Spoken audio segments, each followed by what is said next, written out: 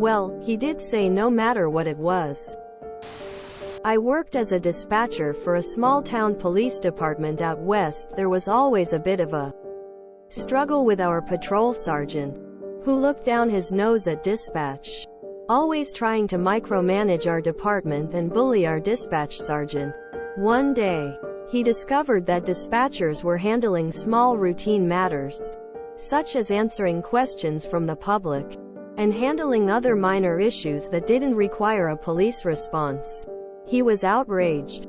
He stomped around the station for a bit, then issued a memo. It began with a condescending essay about how dispatchers were not qualified to answer questions or handle minor issues, as only fully trained police officers were capable of such weighty matters.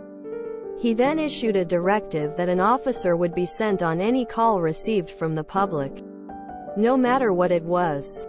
Our dispatch sergeant just smiled and told us to follow the directive, that she was sure it wouldn't last long. As luck would have it, I was on duty that very night, and I guess I was living right, as the call came in. Then another, and another. A rather bright meteor had gone harmlessly over the town at a fairly low altitude. Pretty spectacular, really, but obvious as to what it was. My phone rang off the hook, most just wanting to ask if anyone thought it had fallen to earth near the town. Not really an issue for the town police. But, well, he did say no matter what it was. The radio traffic went along these lines. Unit 28. Stand by for traffic. 28. 28. 28. This will be an attempt to locate. Advise when ready to copy. 28. 28 go. Be advised. This will be a greenish glowing object. Last seen at an estimated altitude of 3,500 feet. Traveling in a northwesterly direction at approximately 1,500 miles per hour. If located, stop and identify occupants. 28. 109? Patrol Sergeant, shouting into mic from his radio at home. Did you get a call on this? Affirmative. This station has received multiple calls. And per your directive, an officer has been dispatched. Sound of a radio being slammed to a desk.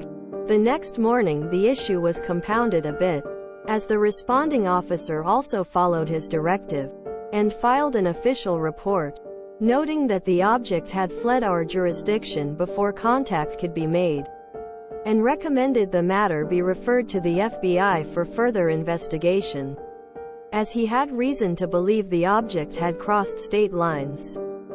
Our captain and chief were laughing to tears, and our detective volunteered to go assist the FBI investigation, theorizing it had gone to Vegas. A new memo was issued by the captain, stating that dispatchers were to have full discretion in the handling of calls and minor matters for the public. Our detective volunteered to go assist the FBI investigation, theorizing it had gone to Vegas. That's the best part. Trying to get a free trip to Vegas to investigate. The object had fled our jurisdiction. Gold Star, officer. I'm guessing that the patrol sergeant was universally disliked, rolling on the floor laughing. My wife, a retired dispatcher from a large California agency, loved this. She affirmed her agency had the same kind of idiots in charge. Sounds like 28 knew exactly what was going on. What was the best way to make sure this would be a one-day event? OMG, malicious compliance all the way up the chain. And service with a smile to boot. I'm willing to bet that the dispatch sergeant had talked to the other officers on the sly and told them about it. And everybody but the asshat was in on the compliance. The only question in my mind is if somehow the callers were in on it too. Or if everybody just got lucky. Or God decided to help karma along. This is gold. I have always said the best way to hurt them is to do exactly what they tell you to. I worked in a equipment maintenance and repair position, and we had to handle all kinds of computers and operating systems. I am talking from ancient multitasking computers that fill the room with teletype interfaces, through DOS systems and every version of Windows, and a few Linux and desktops and servers. Well, IT had always seen that equipment as something they should be in charge of. Now there were literally hundreds of these systems spread all over the plant, and they weren't easily identifiable. IT asked me to show them the systems and explain them. So I did. And I also explained that they were also running exclusive software for the product being tested. That had to be troubleshot and maintained along with the operating software. IT stared stupidly at me for a few minutes, got up and left.